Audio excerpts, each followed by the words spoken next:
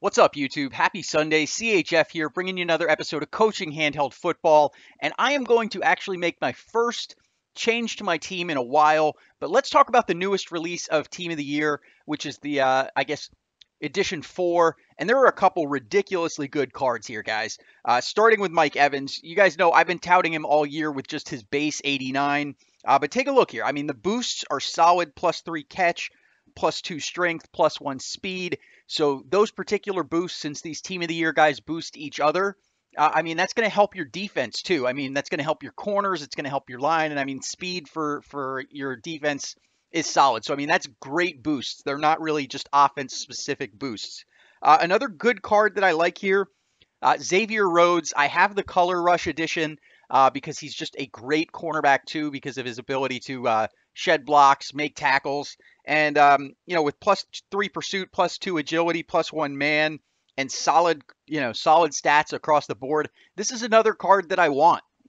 And then this Gronk is also, the boosts are not that great, but I mean he's a huge tight end, definitely a solid card. But I did go ahead and make my first Team of the Year player that I'm adding to my squad. So there's my Mike Evans at 102. He's only about 14 out of 21 levels onto him. But let's take a look at the change here. If we go ahead and move this in, overall, we're going to gain a little bit on movement, like speed, agility, lose a little bit on awareness, but that is not a bad deal. And if I were to actually train my new Mike Evans with my old Mike Evans, we'd get, I think, 6 levels into him. So if we just look, and I'm not sure I want to do that yet. I want to play with him first and make sure that he plays as well as I think he should. So if we put, 6 levels in him, we're looking at 105 speed, 99 strength. I mean, it's going to be a good card. So I'm hoping that he works out well. But let's go ahead and test it out. I have not yet played with him. So we are going to hop into our LVL drives today. We're going up against Windy City Assassins, ranked 302. We are just on the cusp of the leaderboard at 103. I am hoping within the next couple of days that we will break into the top 100 and finally show up on the leaderboard. But here I am going up against this 117 defense with my 98 offense, so a -19. Let's go ahead and kick this thing off. Going to try and play smart and not mess around because, I'd hate to see us lose to a 300 ranked team when we're this close to the top 100. So since I'm hitting kind of so much higher than my weight, I want to at least, I'll be happy if I can put up 2 touchdowns. I want 3, but I'm going to be mad if I pull in less than 2. So we're going to start this thing off with trips corner strike. It looks like it's going to be countered. We'll figure out if it's hard or soft for whether we decide to keep running the play. But there we go. That's the reason I like to start with it. It can break the counter, and it was a hard counter. So trips corner strike is off the table going forward. 2nd and 4, I'm going to go ahead and test spread FL drag here, and we're going to look to hit Gronk on that little out route. Set our block, roll out. Oh, look at this. We get a super win. And unfortunately, we couldn't break the second tackle, but we do get a big gain out of it, setting up a new first down. And we're going to go into a bunch PA pin deep. We're up against a 4-3 zone. So the read here, guys, we're going to be watching this particular corner right here, Jalen Ramsey.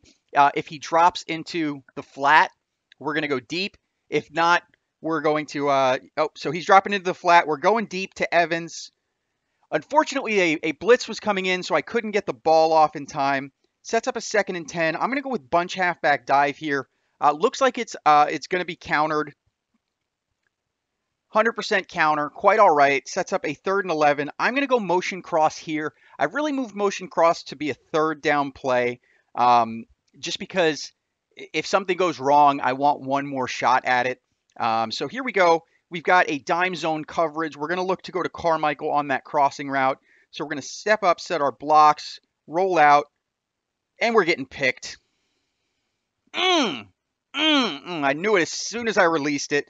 The rush was coming in. I threw it early. My bad.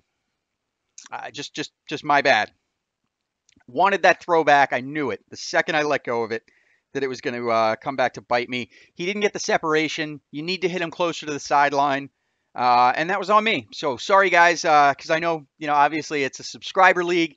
So I know a bunch of you guys in the league are going to be watching this video. Sorry to you guys. And then to the rest of the broader audience, sorry as well. But hey, sometimes, watching mistakes can be a good learning experience. If you're going to run motion cross, make sure you get that separation. You can't throw, especially against a higher defense like that. You just can't go after it. We're going to go bunch PA pin deep. So we've got dime, double wide man coverage.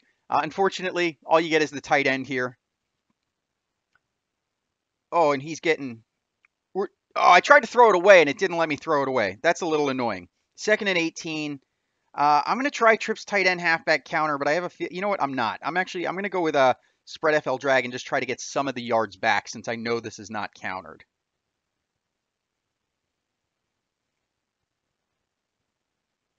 Look at that. We get Gronk falling forward, sets up a 3rd and 1. And a play that I really like in this 3rd and 1 position is curl flats.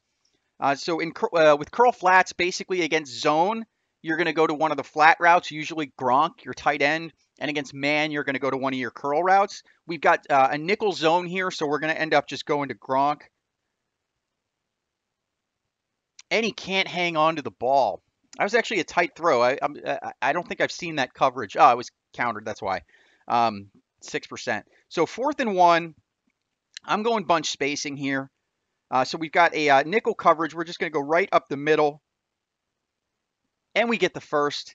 That was close. Really close. Almost didn't get it. So we're going to go with spread PA outs here.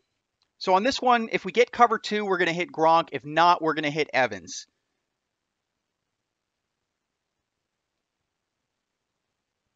And we get Evans right at the sideline. Can't make anything happen afterwards, but we will take it. We're going to go with a PA slide here, potentially countered with this formation. But if it's countered, as long as it's not critical, we're going to go to Gronk. If it's not countered, we may go to Fournette. Fournette's open, so we're going to take Fournette. And we are up to about the 35. Moving down the field. Let's check the rotation real quick. See where we are, and we can go back to pin deep, so we will. So it's first and 10. We're going to go to pin deep here. Against this coverage, we're just going to, once again, go to the tight end, take that little quick flat route, and just make what we can, see what we can make happen with it. So we're going to go right back into spread FL drag. I usually don't like running this on 1st down, but I already picked it, so we're just going to run it. And we actually make it work. We take it all the way in for the touchdown. Let's see if it's been 4 plays since bunch spacing. It has, so we do have our scramble. And I'm going to go bunch spacing here. So normally against 4-3, I would try to loop around, but against a really high overall defense, try to go up the middle. Doesn't quite work. You kind of need your center to pull to one side to actually create a hole. If he stays right in the middle, you're not going to be able to make it through the middle with that particular play. But I've ran it too many times against really high defenses, and it's just I've had better luck, trying to force it up the middle than trying to loop around against a really fast, quick reacting defense. So we'll see if we can salvage this one. If I can manage to put up the 2nd touchdown, I at least won't be furious with myself. So we're going to go pin deep here. Potentially countered, but it's not. And boy, that defense is just so fast. Just so fast. So we're going to go spread FL drag. Potentially countered here. And we get clobbered on the 6% counter. Setting up 3rd and 20. We are not fully on the right hash, but you know what? I'm going to do it anyway. That's a rather interesting look. Not going to pay any attention to that. And we will take it. I will take that. That got us up to 4th and 2. And I'm going to go bunch spacing. Wait, what? Guys, do you see this?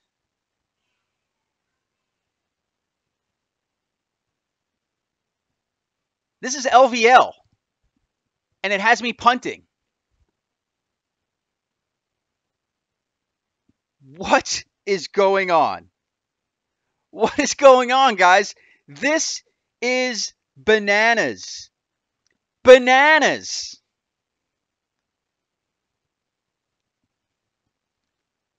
A punt in LVL. So EA, there is film. I don't know what caused that. I don't know if it's because there was a challenge there on the play before, but you guys saw it. I chose bunch spacing. The game made me punt. It's a good thing I recorded this. So EA, apparently, I don't know what caused the glitch. Watch this video. If you get, if someone who's got ties to EA, have them watch this video. Figure out what's wrong. But there is clearly something wrong because you cannot even choose to punt in LVL. But there it was, a punt.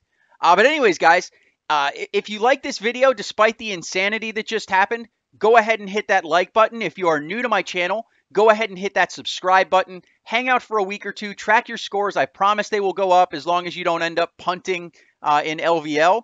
And if you want to see what I drop when I drop it, go ahead and hit that bell icon to join the notification squad. I love you guys. You are the best audience ever. Thanks so much for bearing with me for an absolutely brutally long stream last night. This tournament was definitely a grind, but we did make it through. Didn't lose too many matches. I love you guys. I will see you tomorrow. CHF out.